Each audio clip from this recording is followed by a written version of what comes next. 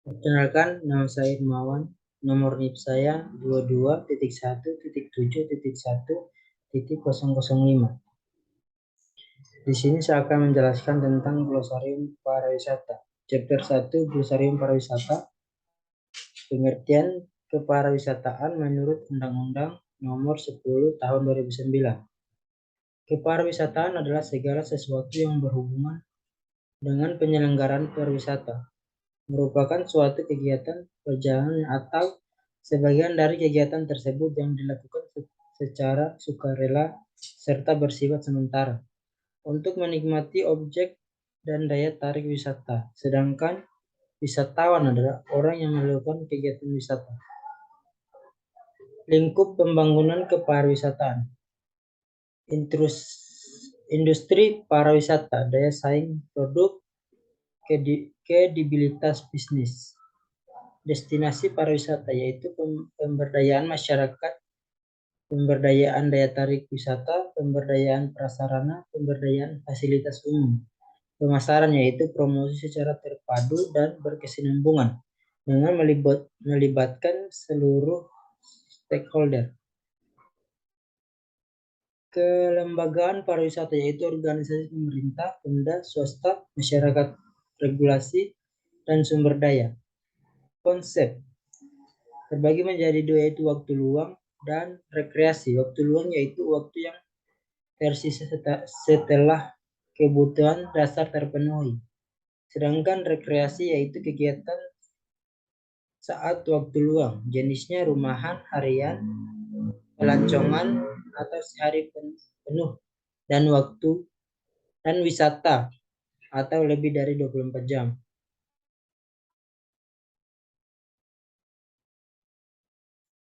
Sistem kepariwisataan terbagi menjadi 6, yaitu wisatawan, dunia usaha, masyarakat, stakeholder, investor, dan law environment. Prasarana kepariwisataan terbagi menjadi 5, yaitu objek daya tarik wisata, travel agent dan tour operator, angkutan wisata, akomodasi, bar, rumah makan, dan restoran. Klarifikasi wisatawan terbagi menjadi 3, yaitu resident, tourism atau overnight, same day visitor. Jenis wisatawan terbagi menjadi 3, yaitu 1, foreign tourist, domestic tourist, last, indigenous foreign tourist. Produk wisata terbagi menjadi 2, yaitu medley dan Middleton. Ciri produk wisata terbagi menjadi 3, yaitu 1, tidak dapat dan tidak perlu perantara untuk mencapai kepuasan, 2, tidak dapat dipindahkan, 3, sangat dipengaruhi faktor non ekonomis dan tidak ditimbun dan disimpan.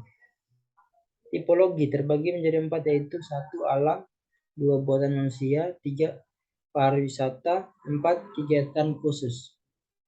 Unsur produk wisata yang membentuk paket pariwisata. Adapun unsur yang membentuk produk wisata tidak lepas dari objek dan daya tarik wisata itu sendiri, yaitu ada wisata travel agent dan tour operator, perusahaan angkutan pelayanan akomodasi, restoran, dan yang lainnya, serta dapat memberikan pengalaman yang baik bagi orang yang melakukan perjalanan tersebut.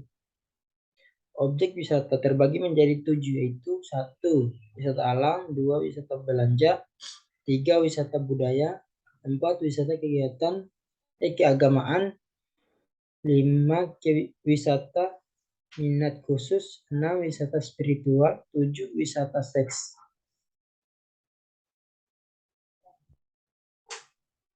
Chapter 2, definisi hukum pariwisata, bisnis pariwisata, dan aspek legal formal. Hukum bisnis pariwisata merupakan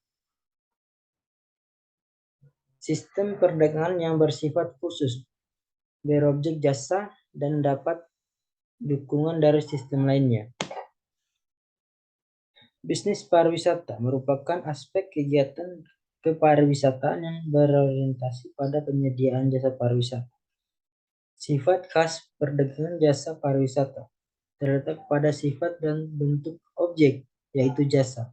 Civil law system, arrival theory, common law system, mailbox theory merupakan tradisi hukum dalam kegiatan bisnis pariwisata. Prinsip-prinsip gets most favorite nation treatment transparansi merupakan perlakuan khusus untuk negara berkembang kerjasama dengan negara bukan anggota ketentuan domestik standar monopoli hambatan pengecualian umum akses pasar komitmen Indonesia untuk GATT bidang pariwisata. Badan penyelesaian sengketa Deputies Settlement Body menyelesaikan sengketa melalui mekanisme terbagi menjadi 5, yaitu conciliation, good office, consolidation, and mediation. 3, panels. 4, appellate. 5, compensation. Hak, kewajiban, dan tanggung jawab. Pasal 14, setiap penanaman modal berhak mendapat 1, kepastian hak, hukum, dan perlindungan. 2, informasi yang terbuka mengenai bidang usaha yang dijalankannya. 3, hak pelayanan. Dan 4, berbagai bentuk fasilitas kemudian sesuai dengan ketentuan peraturan perundang-undangan. UU Penamaan Modal, UU Aspek Hukum Investasi Kegiatan Bisnis Pariwisata nomor 25 tahun. Penanaman modal merupakan segala bentuk 2007 kegiatan menanam modal, baik oleh penanaman modal dalam negeri maupun penanaman modal asing untuk melakukan usaha di wilayah negara Republik Indonesia.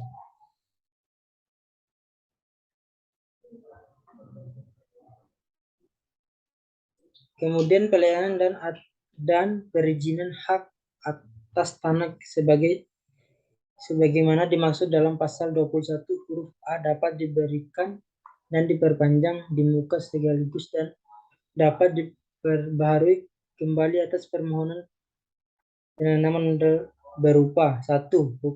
Hak guna usaha dapat diberikan dengan jumlah 95 tahun dengan cara dapat diberikan dan diperpanjang di muka sekaligus selama 60 tahun dan dapat diperbaharui selama 35 tahun. Hak guna bangunan dapat diberikan dengan jumlah 80 tahun dengan cara dapat diberikan dan diperpanjang di muka sekaligus selama 50 tahun dapat diperbaharui selama 30 tahun. Hak pakai dapat diberikan dengan jumlah 70 tahun dan dengan cara dapat diperpanjang di muka sekaligus selama 45 tahun dan dapat diperbaharui selama 25 tahun. 2. Hak atas tanah sebagaimana dimaksud pada 1 dapat ayat sekaligus untuk kegiatan penanaman diberikan perpanjangan di muka. Penanaman modal yang dengan persyaratan antara lain modal dilakukan dalam panjang dan terkait dengan perusahaan struktur jangka saing perekonomian Indonesia yang lebih berdaya. Penanaman modal dengan tingkat risiko.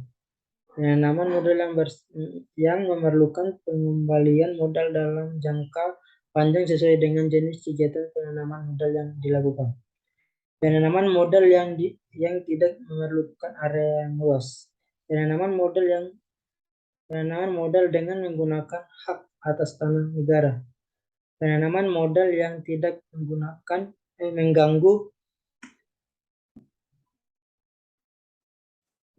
rasa keadilan masyarakat dan tidak merugikan kepentingan umum. Hak atas tanah dapat diperbarui setelah dilakukan evaluasi bahwa tanahnya masih digunakan untuk diusahakan dengan baik sesuai dengan keadaan, sifat, dan tujuan pemberian hak. 4. Pemberian dan perpanjangan hak atas tanah yang bersifat sekali. Sekian dari saya. Jika ada salah mohon dimaafkan. Terima kasih.